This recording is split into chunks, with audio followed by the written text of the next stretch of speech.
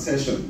And marami sa kritiko ni Vice President Sara Duterte na ayaw nila na mag-resign, or parang hindi naman nila sinasabi, pero turo sila sa pag-resign ni President Marcos, knowing na according sa Constitution, ang papalit ay ang Vice President.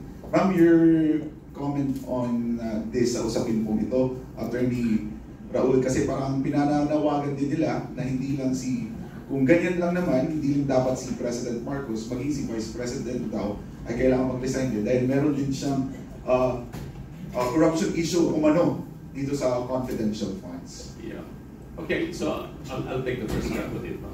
Balikan ko lang yung accusation kay Senator Amy na yung kanyang ginawa raw ay un-Filipino.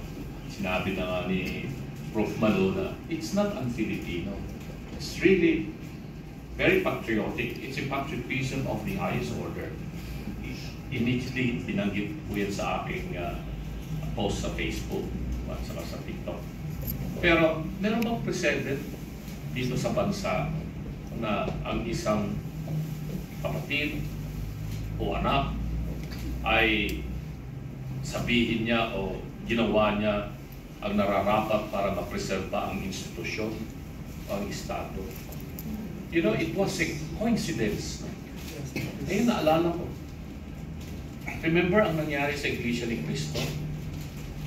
Some years back, I think a decade ago, si Ka Eduardo Manalo mismo, iniwalag niya ang kanyang kapatid at pati ang kanyang nanay para ma-preserba yung institusyon ng simbahan ng Iglesia ni Cristo.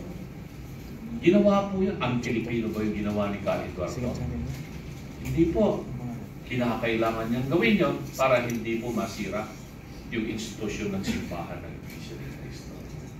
Ganyan din si Senator Amy Marcos. Masakit sa kanya yun. Nakita naman natin ako, maiyak-iyak na ako nung napapakinggan ko, nakikita ko sa aking cellphone yung delivery ni Senator Amy Marcos. It was a sacrifice that she has to make, knowing na ang bansa natin ang nakataya. Hindi po yung si BBM na. Ang nakataya po rito is not only the presidency but the whole country. Sabi natin, he is the Commander-in-Chief of the Armed Forces of the Philippines. Na being the Commander-in-Chief, you have to be always of your sound mind. Kung sakali mang makatulog ka, gisingin ka kung kinakailangan dahil merong mga emergencies like calamities na nangyayari. Sinabi na natin na yearly aabutin natin itong mga multiple calamities dito sa Pilipinas, dulot ng bagyo, baha, ng lindol. But more importantly, in global situation, the President is the chief architect of foreign policy. Apektado po tayo sa mga desisyon ng Pangulo na taliwas doon sa mga nakikita nating nangyayari globally. Pinagtatawanan po tayo sa buong mundo ngayon sa totoo lang.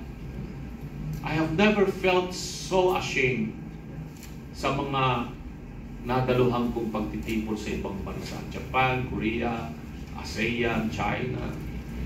Conferences, when people, delegates, then they are going to ask you, hey, Mr. Lambino, is it true that your president is a drug addict? Di ako makasagot. Akin niya eh. But this time, pag tinanong ako ng isang foreigner, well, according to the sister, was personal knowledge of the presidents and the members of the first family and some high-ranking officials of government who are there, incumbent they are, working with him, are also involved in this illegal use of drugs. Hindi naman po ito fentanyl eh. Sabi nga dito kumana, yung fentanyl is a regulated drug, is a prescription drugs na ginagamit yan para maibsan yung pain order to ano. Pero you cannot equate yung fentanyl sa cocaine. You cannot compare orange and apple at the same time or a circle and a square.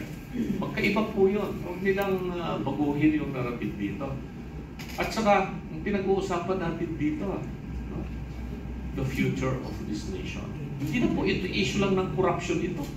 Sabi nga ni Doc Mata kanina, as consequence of this massive, unprecedented, gargantuan corruption ever done in our country, it may have been a consequence of abuse, drug abuse, and it's happening in Nabalas. Yun po ang issue po dito. Now, in regards to issue of succession, maliwanag naman sa ating saligang batas. I have been campaigning for changing this constitution for how many decades na, Prof. Balu, tayo nakikipaglaban dito. Since late 80s, sinabi na natin itong constitution na ito na gawa ng mga oligarchs, gawa ng mga taong they continue to have a colonial mentality that they believe they can, manipulate the poor people of our country. At pag ito ay nagtuloy-tuloy, they patupad, walang mangyayaring maganda sa bansa natin. It's going to be a situation of a roller coaster, boom and bust, boom and bust, boom and bust. Ganun po ang mangyayari sa akin. Hindi natin matanggal kaagad ang Pangulo because we have to undertake the process of impeachment. If we follow a peaceful process, di mo rin siya pwedeng piliting mag-resign. Dito sa ating bansa, yung mga politiko pa, meron pa magdelikadesa. Perhaps in other countries, yes, mataas ang kanilang moralidad at yung kanilang delikadesa. Ma-involve lang sila sa issue ng, let's say for example, what's happening now in Japan, yung Prime Minister nila, kakailig nila yung babae, gumawa ng some statements in regard to the issue of Taiwan. Nag-aaguruto yung mga Hapon ngayon. Sabi ng mga Japanese citizens, walang gera for the past 80 years. Why are you going to issue a statement that will inflame the situation here in the Pacific? So, baka mapilitan siyang mag-resign anytime just because of that minor. Pag tinignan natin, fault of the Prime Minister, but for the Japanese people, iba.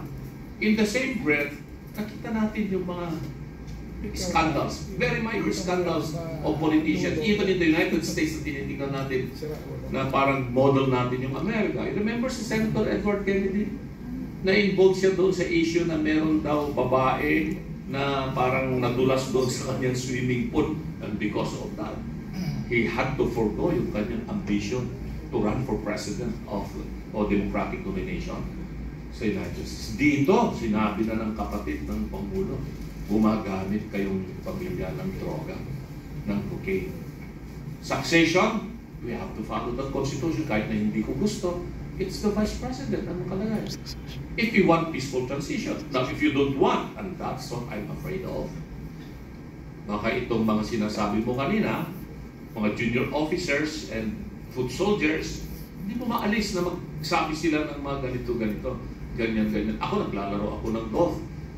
Malaro ako sa Aguinaldo, malaro ako sa Villamor, malaro ako sa Veterans. From time to time, kung minsan may mga nakakasabay po tayo mga nasa active in service. Maririnig po yung mga bulong-bulungan. Mababa po yung moral ng ating mga kasundaluhan ngayon. Militar at saka pulis. Hindi lang sila kumikibo. At dahil siyempre, they follow the chain of command. And that's what I'm afraid of. Kasi yung provision po ng ating saligang batas that the armed forces is the protector of the people and of the state. Self-executing provision po yun eh. Na pwede nilang magamit. And that is dangerous. Magiging extra-constitutional po yung succession. Hindi ko ako papayag sa ganun na sitwasyon. Kasi mamimiligro po talaga. Hindi lamang po yung ekonomiya ng ating bansa mamimiligro sa ganung sitwasyon kung hindi. The entire security situation of our country, pag sumabog po yun, magiging parang Myanmar po tayo ngayon. Tuloy-tuloy po yung labanan ng mga sundalo sa Myanmar at different armed groups in Myanmar. Dito sa Pilipinas, pagpunta ka sa Mindanao, ito, si Doc Bata alam niya ito. Walang tao sa Mindanao na in his full age na walang armas, na walang baril, pistol or what have you. the very high-powered firearms there in Mindanao. Hindi lamang po yung MILF or MNLF or whatever groups. Even Christian groups in Mindanao, they have their own firearms, and there are thousands and thousands of loose firearms in Mindanao. Same is true here in Luzon. You go there in northern Luzon. I am from northern Luzon. Ilocano ako, mukati sa saatay kita, yanan. Naganganguruna dita probinsya iti Yabra. Kung dita, nagdo mga probinsya ta Ilocos, nagigala dita Cordillera ato, larmas dita. In the hands of civilian people. So, huwag sanang gawin natin na issue na huwag po-upuin si Inday Sara kung sakali mang matanggal si BBM dahil ang gusto nila mag-resign din si Inday Sara. Bakit? Gumagamit pa siya ng cocaine? Yun ang tanong. Involved pa siya sa corruption ng flood control? 125 billion lang yung kanilang pinupukol na issue na confidential and intelligence. Kompleto na po ng dokumento yan, sabi ng Commission of Audit. Wala pong corruption. Kung baga, confidential na pinapalaki lang itong mga issue ito na talagang takot na takot sila kay Inday Sara na siyang susunod ng Pangulo ng Pilipinas sa 2028. Yun lamang po yan.